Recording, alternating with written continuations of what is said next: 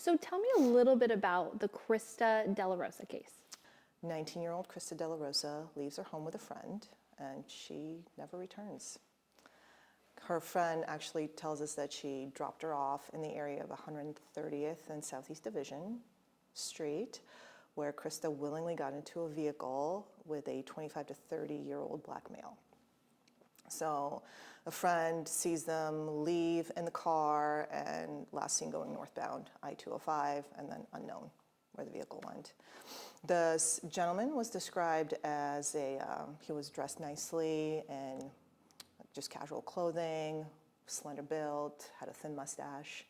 And then the car was a tan 1983 to 88 Oldsmobile or a Ford Tornado with a vinyl top, license plates similar to QNC 704.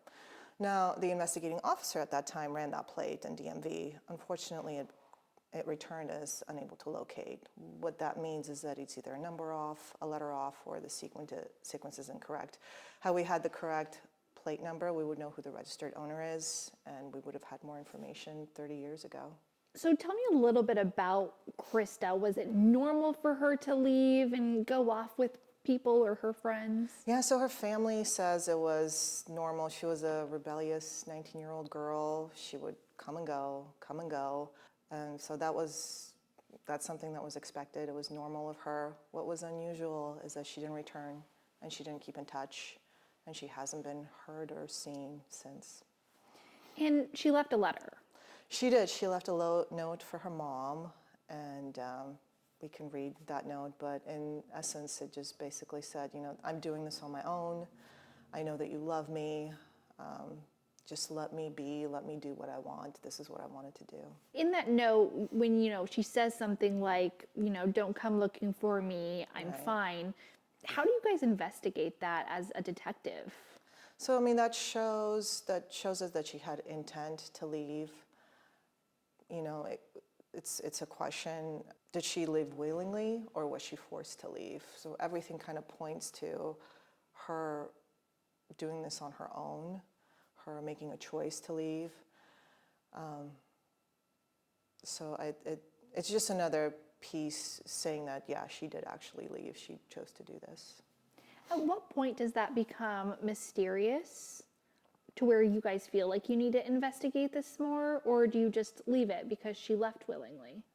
Well, but what's really unusual, it's been over 30 years now, and she hasn't returned. So speaking with the family and friends, we know what her pattern is. She's done this before, but this is unusual because she hasn't returned. She hasn't contacted her family again. So the investigation now starts and continues. She's a missing person, and the investigators who were looking at this case, they looked through credit card data, through Social Security activity in her DMV record, and nothing. It's as if she just fell off the face of the earth. She's nowhere to be found. There's no paper trail for her. And, this really begs the question, we don't have any evidence that she's alive, but at the same time, we don't have any confirmation of her death. It is possible she left the country. So that could be a possibility. How do cases like this get solved when we see them get solved? Are they through DNA, tips, or getting that license plate? What does it take? Yeah, tips are huge. We rely on the public and solicitation of their information coming in. So it's people that have known Krista that maybe are willing to come forward with information 30 plus years later, that are willing to talk about it and tell us a little bit more what happened. We do need that information. Please come forward if you know something. Also, advances in technology over the years, right? DNA wasn't as prevalent 30 years ago, and that's something that could break the case in the future.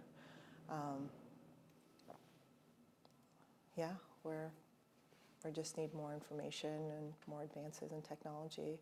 Or I don't know if Krista's out there.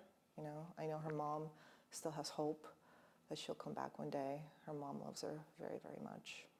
When you talk to Helen, what do you take away from those conversations? Because she is such a sweet and warm woman, even just talking to her over the phone. Right, she is so sweet. and she's in her 80s right now, and it breaks my heart knowing that she is still waiting for answers. She just does not have that closure. I just couldn't imagine being in that position, but I can really feel the desperation.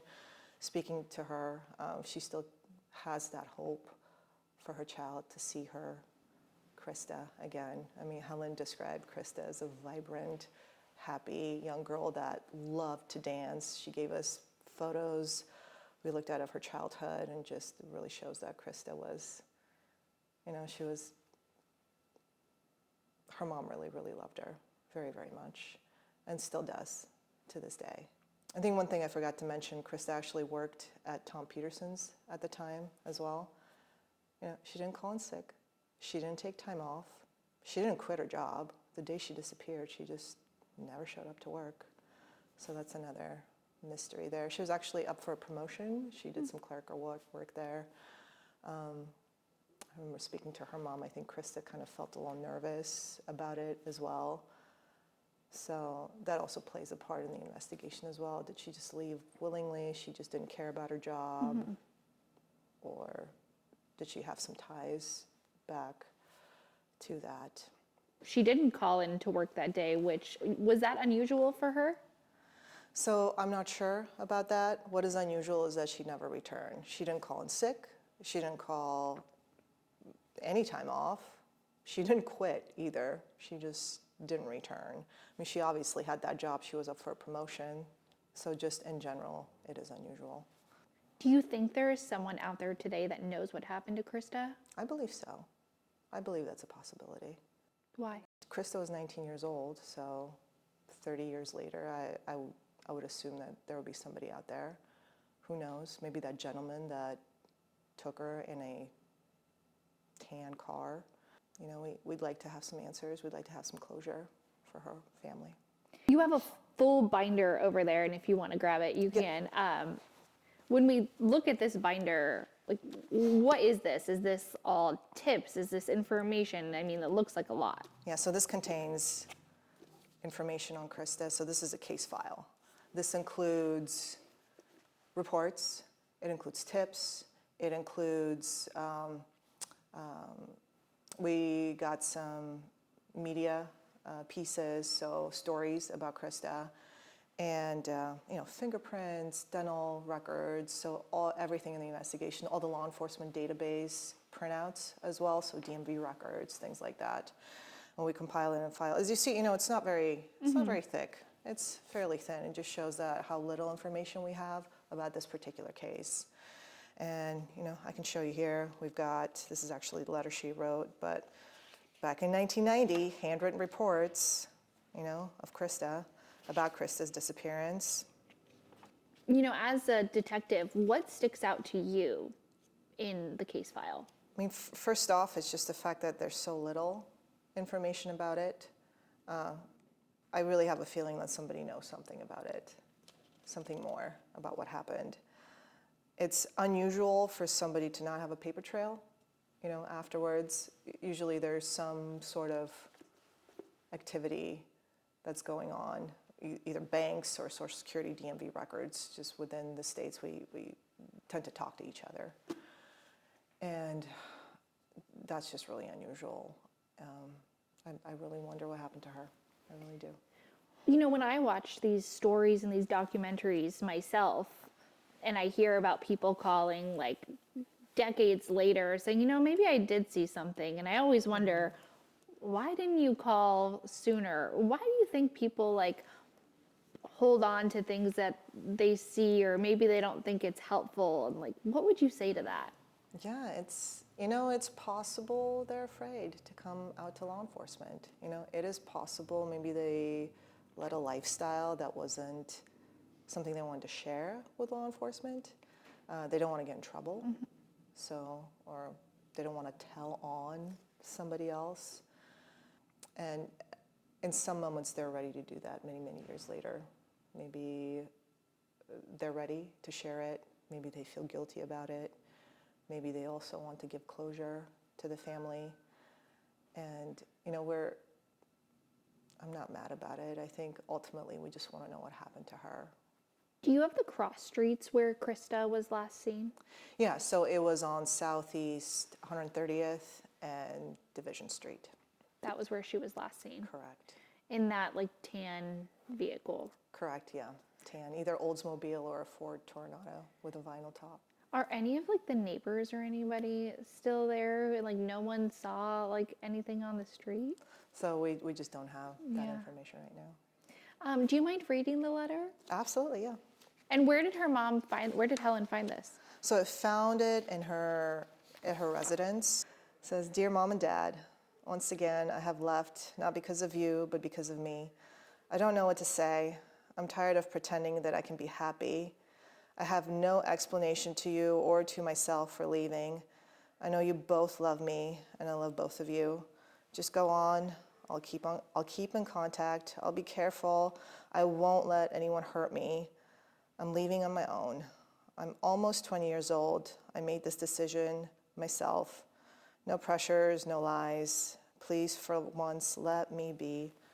Let me make my own mind. Let this be our business and not everyone else's. I wish I could have shown you better my appreciation for all your love, but I never could, I guess. I love both of you very much. And I never meant to hurt either of you. I'm just doing what I want. You can never hold that back in me, or you can never hold that back on me. I'll always do what I want. That's just how I am. Please forgive me and always keep me in your hearts and prayers. Love always, your daughter, Krista." That's so hard. Yeah, Did she pack a bag? not that we're aware of. She was wearing sweatpants, tube top.